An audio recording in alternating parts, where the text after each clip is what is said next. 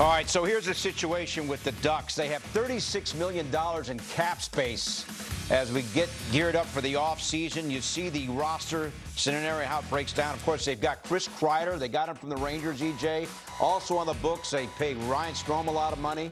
They pay Frank Vetrano a fair amount of money. They got Jacob Trouba, all former Rangers. It's interesting how they've allocated these resources to these veterans, and they got a lot more money to spend. They have money. I mean, some of that, you saw Mason McTavish's name up there. He's going to get a significant bump, right? Yeah. I mean, he's one of the key pieces moving forward for them. They got the goaltender there in Dostal. He is going to get a significant bump. At some point, they're looking at Leo Carlsson getting a significant bump. They got some really good young players on defense. At some point, those guys are going to get more money. They got a lot of good young players there. The thing, though, like, Billy, when they added, like, they just traded for Chris Kreider a couple of weeks ago, right? Their power play was terrible last year.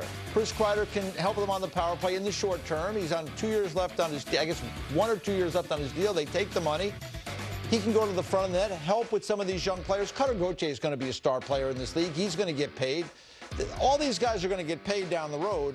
They're gearing up to try to make, I think, a big splash for maybe Mitch Marner or high-end free agents. We'll see if they can land them. But the problem is you can't guarantee they're going to come no matter how much money you offer them. So you get Kreider, you get some of these other pieces that are under contract already, and they can be part of your team moving forward. Well, you know what? And Anaheim is a great place to play, and it's a great place to live. There. I coached there for 4.5 years. And the one thing, they've got a great practice facility and everything.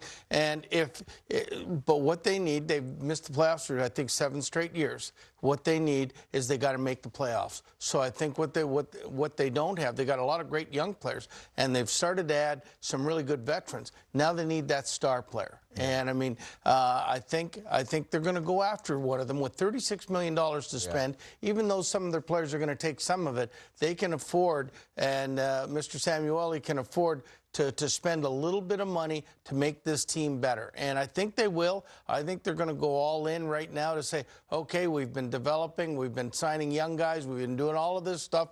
It's time for us to get better. I think Anaheim's going to be one of the teams that are in. I don't know if they'll get them all, but they're going to be in on an awful lot of the free agents that come out.